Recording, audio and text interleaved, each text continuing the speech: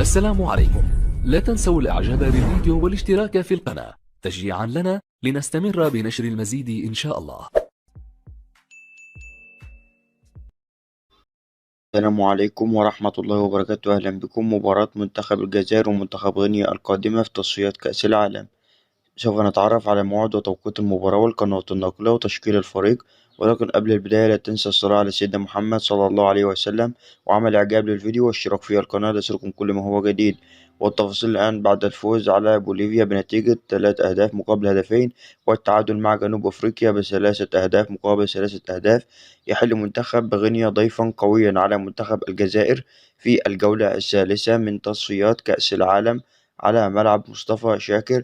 ويأتي ترتيب المجموعة التالية: الجزائر في المركز الأول ب6 نقاط، ولي السودان في المركز الثاني ب3 نقاط، وفي المركز الثالث غينيا ب3 نقاط، وفي المركز الرابع أوغندا ب3 نقاط، وموزمبيق في المركز الخامس ب3 نقاط، والصومال في المركز الأخير بدون نقاط.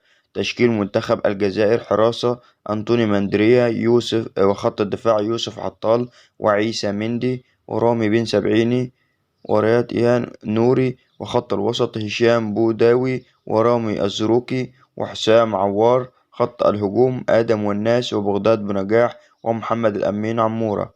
وتذاع مباراة على قناة الجزائرية السادسة HD، والقناة للمباراة، وتنطلق المباراة يوم الاثنين الموافق 3 يوليو 3/6 في تمام الساعة 7.